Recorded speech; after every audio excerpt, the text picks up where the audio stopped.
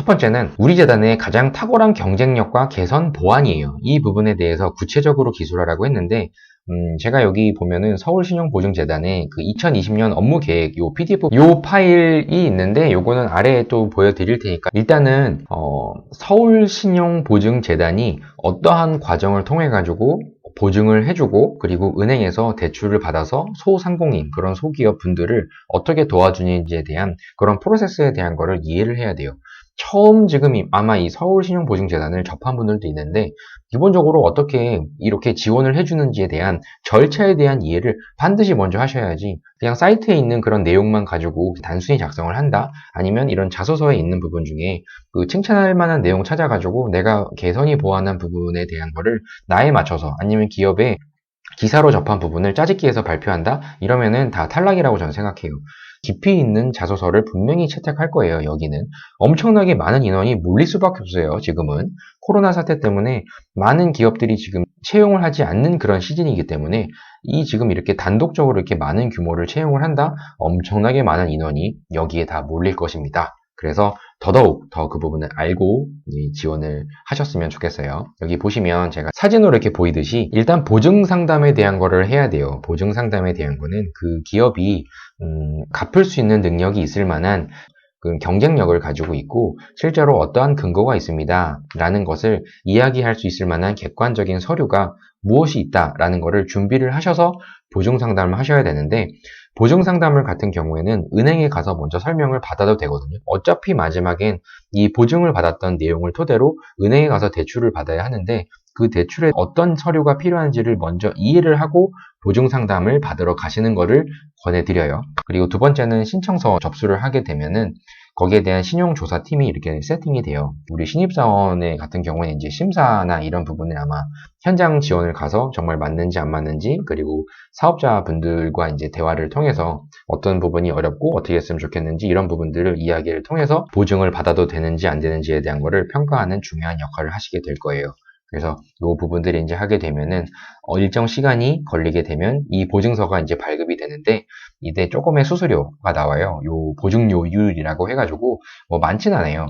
보증료로 해서 한 연 2% 이내에서 결정이 되면 요 내 대출 받기 전에 따로 요 부분을 이게 내면 이 부분을 내면 이제 최종적으로 은행에서 내가 원했던 그 금액에 대한 거 아까 심사 때 그래서 최종적으로 이만큼 심사를 했지만 사장님 같은 경우에는 이 부분이 부족해서 이거밖에 안 됩니다.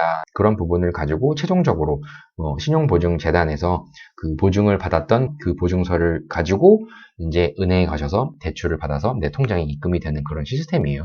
이 과정을 도움을 주는 게 서울신용보증재단이 하는 가장 핵심적인 업무예요. 그런 부분을 충분히 이해를 하셔야 되는 부분이기 때문에 서울신용보증재단의 가장 탁월한 경쟁력은 무엇입니까에 대한 부분을 먼저 이렇게 도입부에 적어주시고 그리고 개선점이라고 생각하시는 부분이 뭘까에 대한 부분 그리고 거기에 대한 이유 당연히 이 부분에 개선점에 대한 거를 더 많이 귀 기울여 들을 거예요. 서울신용보증재단의 가장 큰 경쟁력은 누군가 개인에게 보증을 서지 않더라도 서울보증재단 자체에서 사장님들의 그런 신용도를 당연히 판단을 해야겠지만 그분들을 나서서 보증을 해주고 은행에게 그 필요한 자금을 빌려줄 수 있을 만한 그런 한 역할을 한다는 것 자체가 경쟁력이고 그리고 그 보증에 있어서 정말 저렴한 금리로 사장님들이 각각 사업을 영위할 수 있는 그러한 금액에 맞춰서 많은 사람들이 지원을 하게끔 이렇게 최대한 노력을 한다는 부분이 가장 큰 경쟁력이에요. 이 부분은. 이건 실제 사업자 주분들 지금 줄 서서 기다리고 있잖아요. 빨리 받으신 분일수록 이 급한 불을 빨리 더 끌 수 있는 분들이 더 많기 때문에 어떻게 보면은 지금 서울신용보증재단의 역할이 그 어느 때보다 중요한 비상시국이죠. 지금 그래서 엄청나게 바빠요. 그런 부분도 있지만 개선 보완이라고 한다고 하면 이 부분에서 좀 생각을 해볼 필요가 있어요. 만약에 급한 불, 당연히 신용에 대한 평가를 기업에 대한 거, 그 사장님의 개인에 대한 것까지 다 평가를 한 다음에 그거를 빌려줬다 한다 하더라도 만약에 우리가 그 재단이 판단한 이분은 충분히 사업적으로 영위를 할 수 있습니다라고 했을 때 당연히 그렇게 판단해서 돈을 지급을 이제 해드리게끔 도움을 줬지만 이분이 만약에 그 기한 내에 대출을 다 갚지 못하면 어떻게 할 거예요? 그리고 그분이 만약에 무너지면 또 어떡할 거예요? 이 부분들이 지금 사업을 영위하는 그런 분들도 있지만 처음에 도입부에 충분히 이 사업이 괜찮다는 판단을 정말 여기에서도 했을 텐데 만약에 그게 당연히 5년 이상 갈 거라고 생각을 했는데 그런 판단이 잘못되면 어떡할 거예요?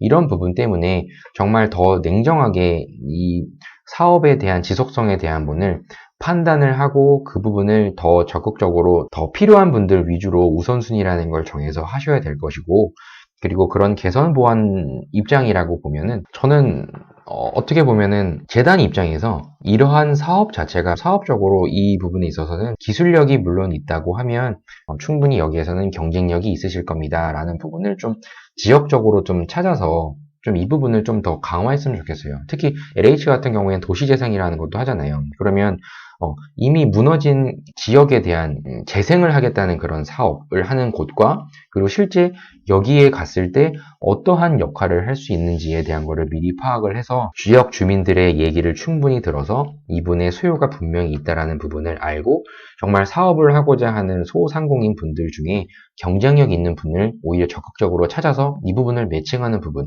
이것도 되게 생각해 보면은 되게 공익성도 좋고 모두가 정말 공익에 대한 부분을 실현할 수 있는 거라고 제가 생각이 들거든요. 아래에도 아마 설명을 좀 드렸어요. 그래서 좀 1번이라도 좀 길게 생각을 좀 말씀을 드렸는데 이 부분에 대해서 좀 생각해 볼 필요가 있어요. 그래서 미래 선도적인 신사업 영역이다, 뭐 사회적 가치 실현이다, 방금 말씀드린 거죠. 그리고 제일 중요한 거는 지속 가능 경영 체제를 구축하는 부분을 충분히 처음 심사 단계에서도 냉정하게 판단을 해주시고 지속적으로 그게 영위가 되는지 사업이 계속 유지가 될 수 있도록 많은 도움을 줘야 된다는 부분은 정말 중요하다고 저는 생각이 들어요. 그래서 종합적인 지원을 한다 이런 부분도 있으니까 그 2020년에 어떤 방향으로 가겠다는 거를 이렇게 내세운 게 있으니까 참고를 해가지고 이 자료가 필요한 분들은 댓글 달아주시면 제가 따로 메일을 보내드릴 테니까 남겨주세요.